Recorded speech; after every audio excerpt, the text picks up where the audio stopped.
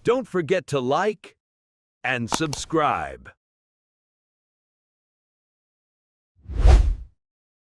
Assalamualaikum warahmatullahi wabarakatuh. Selamat sore Ibu. Perkenalkan kami dari kelompok 5 mata kuliah Maths Learning. Saya Jericho Satrus Maripa. Kami beranggotakan 4 orang yang terdiri dari Dwi Ahmad Maulana, Raffi Ahmad Al-Farisi, dan Nadif dan Jericho Satria Sukmaripa.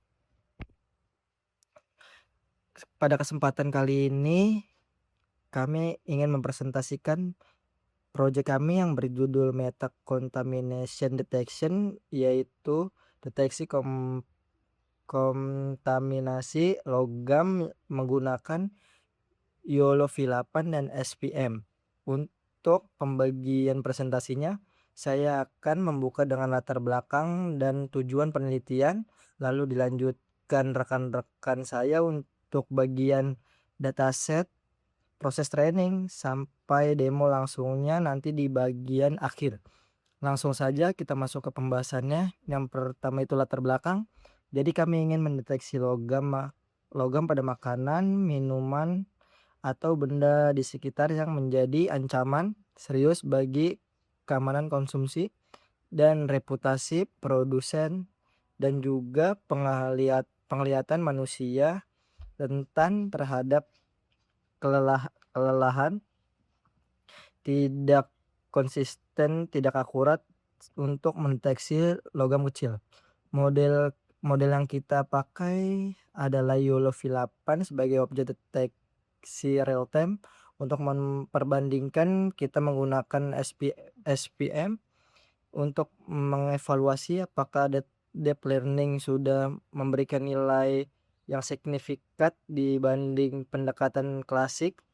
Dan yang kedua, tujuan penelitian ini bertujuan untuk membangun model deteksi ionofilapan yang didapat mendeteksi 5 kelas kontaminasi logam untuk menyusun pipeline propagation dataset, melatih dan mengevaluasi model dengan matriks MAP50, membandingkan ionofilapan dengan SVM, mengimplementasikan demo.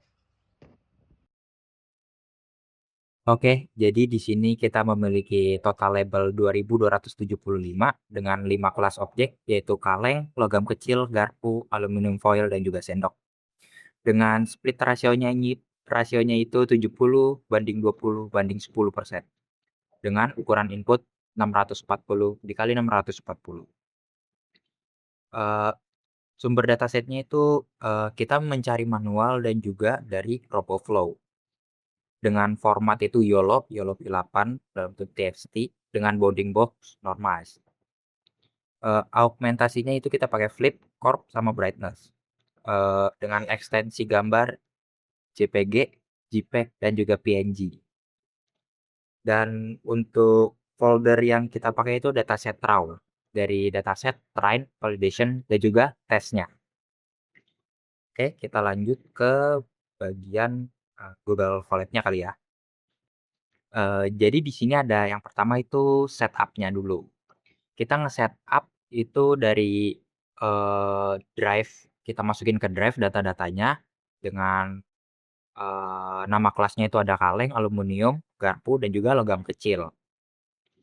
Lalu untuk di bagian keduanya ini kita itu ngambil bukan cuma satu dataset dari RoboFlow doang, tapi ngegabungin dari kelas-kelas yang lain.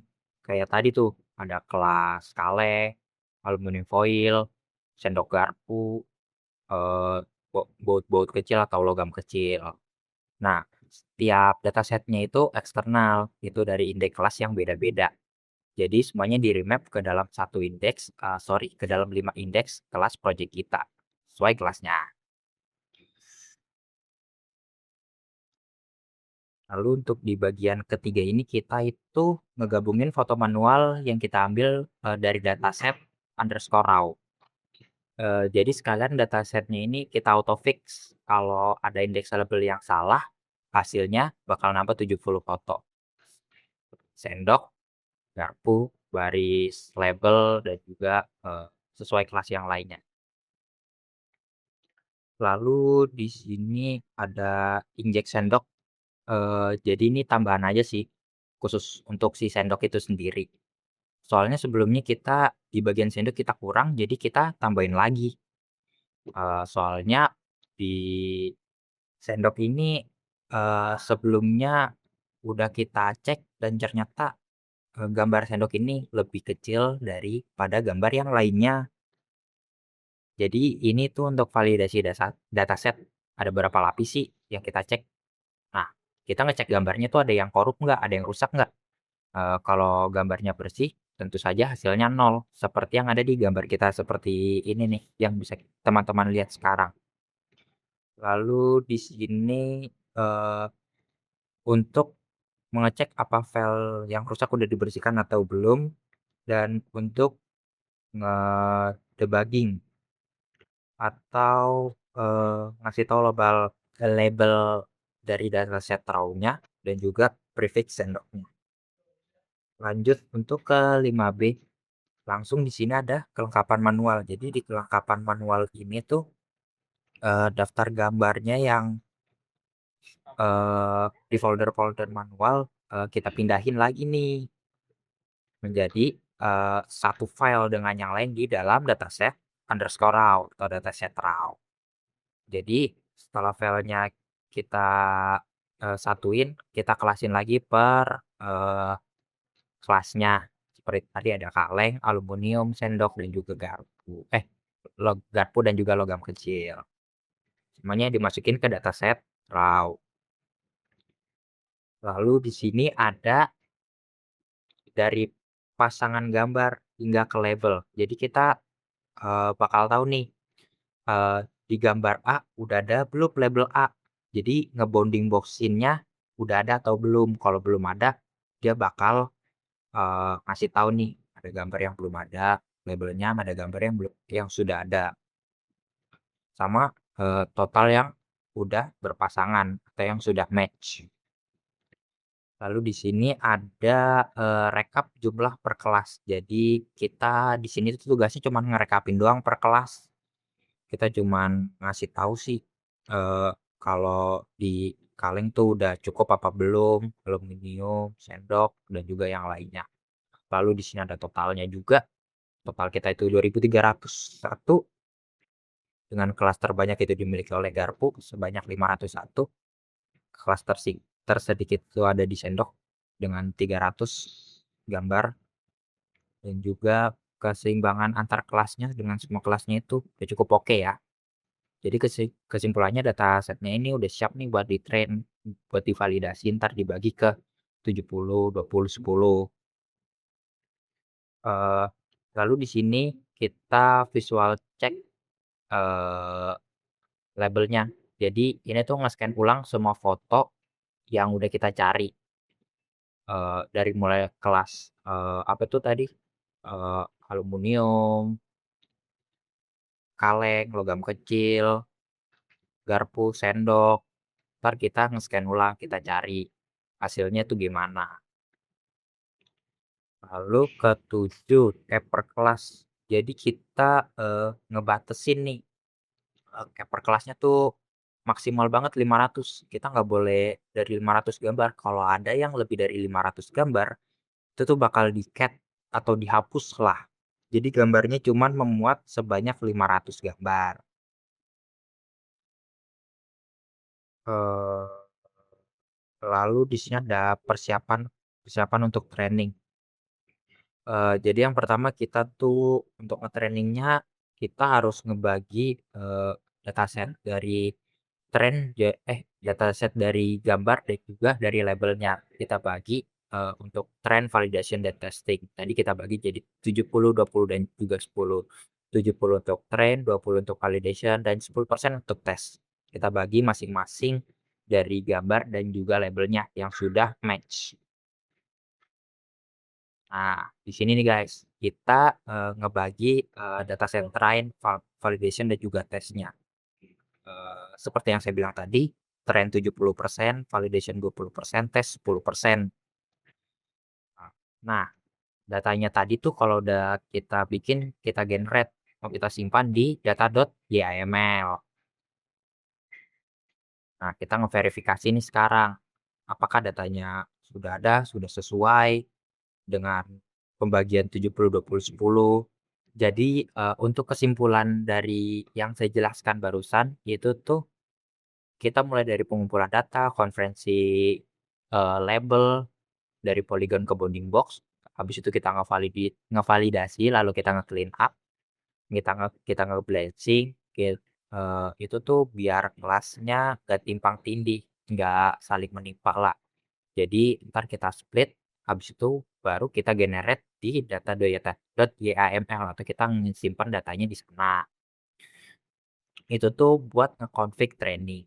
Jadi semua proses yang udah kita lakuin tuh eh, yang kita memiliki dataset sebanyak 2.275 itu datanya dipakai buat training dari bagian berikutnya, yaitu yang akan dijelaskan oleh teman kita Nadif. Oke, assalamualaikum warahmatullahi wabarakatuh. Perkenalkan, nama saya Nadif Sima Goldis. Di sini saya akan menjelaskan training YOLO V8. Nah, pada bagian ini dilakukan proses training model YOLO V8 untuk mendeteksi objek bola logam pada gambar. Model yang digunakan adalah YOLO V8S yang sudah di pre-trained pada dataset COCO, sehingga proses training menggunakan metode transfer learning. Dengan metode ini, model tidak belajar dari nol, melainkan memanfaatkan pengetahuan yang sudah dimiliki sebelumnya. Nah, dataset yang digunakan diatur melalui folder data YAML yang berisi lokasi folder training, validation, dan daftar nama kelas. Selanjutnya, proses training dijalankan selama 50 epoch dengan ukuran gambar 640 x 640 pixel dan bit size 16. Nah, selama training, seluruh hasil seperti bobot model, graphic loss, confusion matrix, dan file pendukung lainnya disimpan terlebih terdahulu di penyimpanan lokal Google Colab. Hal ini dilakukan untuk menghindari kendala ketika proses penulisan file langsung ke Google Drive. Terus lanjut setelah proses training selesai, seluruh hasil kemudian disalin ke Google Drive sehingga tetap tersimpan meskipun sesi Colab telah berakhir.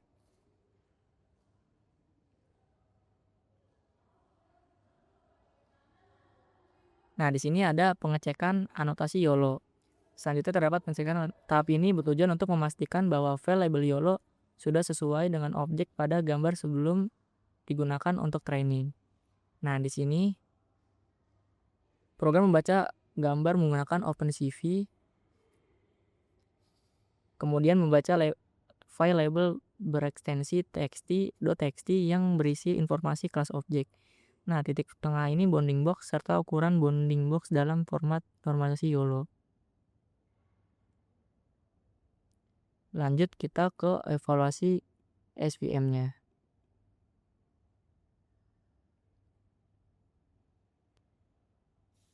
Nah, di sini bagian terakhir adalah evaluasi model SVM berbeda dengan YOLO yang memiliki tugas mendeteksi lokasi objek.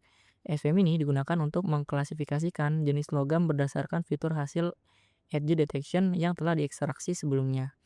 Nah, data uji terlebih dahulu melalui proses scaling, kemudian dilakukan prediksi menggunakan model SVM.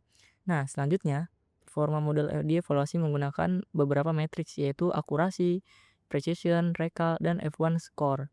Nah, selain itu dibuat juga confusion matrix yang menampilkan perbandingan antara label sebenarnya dan hasil prediksi model. Semakin banyak nilai yang berada di diagonal utama confusion matrix, maka semakin baik performa klasifikasi model. Hasil confusion matrix kemudian disimpan dalam bentuk gambar sehingga dapat digunakan sebagai dokumentasi maupun analisis. Seperti ini contohnya, teman-teman. Nah, di sini ada calling precisionnya 0,54, recallnya 0,86, F1 score-nya 0,66. Ini ada supportnya 1, akurasinya. Oke, mungkin segitu aja dari saya. Kurang lebihnya mohon maaf. Assalamualaikum warahmatullahi wabarakatuh.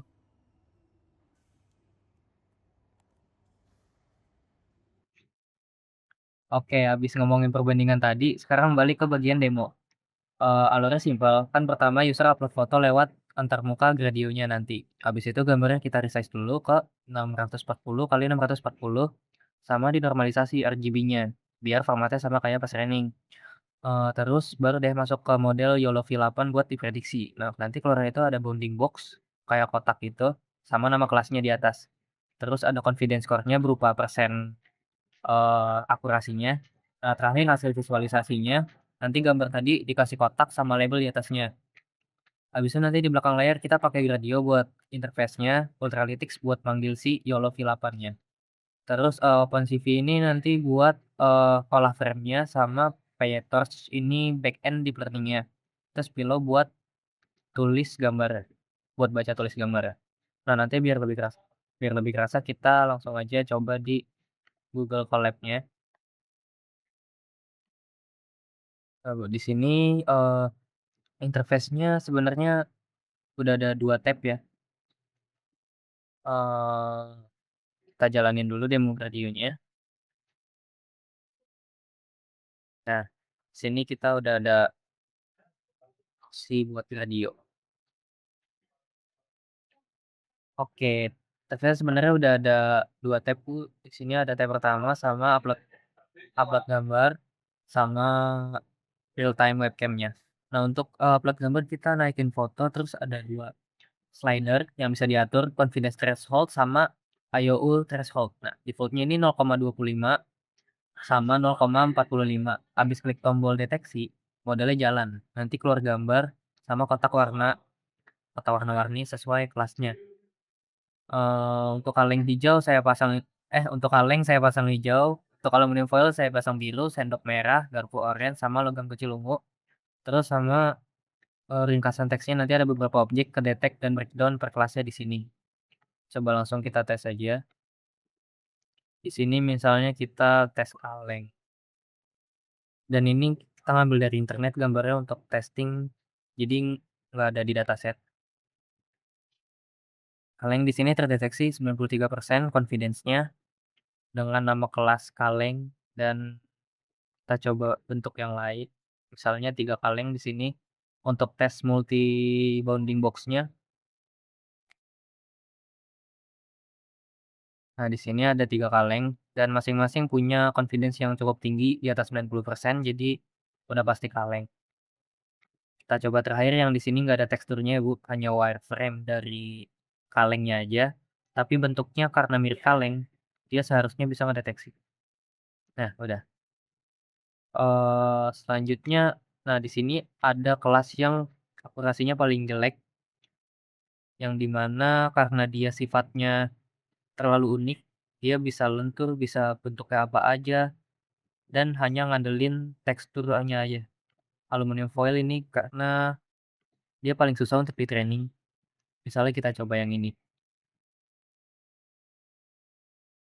Nah, dia pasti bakal ngedeteksi sebagai kelas lain. Nah, di sini dia terdeteksi sebagai logam kecil karena aluminium foil sama logam kecil itu eh bentuk dan tekstur tiap fiturnya beda-beda. Ada yang bentuknya panjang, ada yang bentuknya tempat makanan. Nah, super kita lanjut di sini. Nah, di sini kan aluminium foil juga sebenarnya bahannya. Cuman kita nggak tahu machine learning ini nggak tahu kalau ini teksturnya seperti apa atau bentuknya seharusnya apa. Mungkin di sini karena gambarnya mirip kaleng, kita akan coba. Nah, di sini udah karena gambar bentuknya mirip kaleng, dia confidence kalau ini kaleng. Ada 6 kaleng. Nah, cuman karena kita training banyak bentuk aluminium foil dan sebagian besar bentuknya itu seperti aluminium foil makanan, kita dapat satu gambar yang berhasil mendeteksi aluminium foil walaupun campur ke kelas lain. Jadi kaleng sama sendok sebenarnya paling bagus eh confidence-nya. Dari sini walaupun aluminium 40% tapi kita udah tahu kalau ini aluminium foil ya. Selanjutnya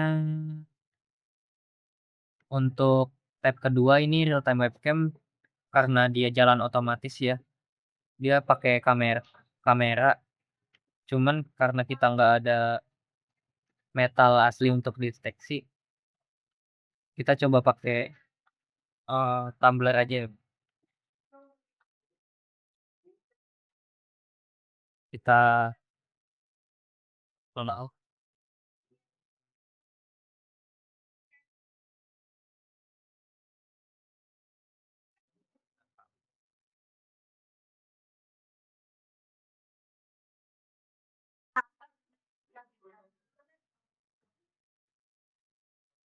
Kayaknya karena jalannya di cloud juga, Bu. Jadi bakal ada delay. Cuman untuk kelas yang nggak ada di machine learning kita, jadi dia nggak ngedeteksi apa-apa karena walaupun tumblernya berbahan logam, tapi kita belum ada data training dari tumbler.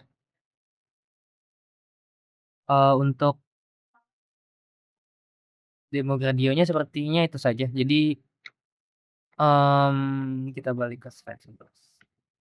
Nah, jadi untuk kesimpulan, Bu, ada 5 poin yang bisa kita tarik. Pertama, model YOLO V8 yang kita latih itu bisa ngedeteksi 5 kelas, dengan MAP-nya 87%. Terus kedua, pipeline processing-nya kita konversi polygon ke bounding box, terus ada augmentasi data kelasnya, terus kita balancing sampai split buat kualitas data trainingnya nanti kita ubah dan dijelasin tadi sama Dwi. Untuk ketiga, dibanding SVM, YOLO V8 lebih unggul karena 13 poin persentasenya 87% sama tadi 74 ya. Ya 74%. Bedanya sekitar ditambah YOLO V8 kan punya keunggulan yang SVM nggak punya, itu lokalisasi objek sama dia bisa deteksi multi objek di satu gambar. Terus keempat, untuk inferensi real time-nya, kita lewat Gradio yang barusan kita demoin. Jadi kita bisa pakai skenario misalnya kalau ada inspeksi industri, jadi nggak di notebook aja. Sama soal kelas yang performa paling rendah itu kan aluminium foil tadi yang susah banget buat ngedeteksi objeknya.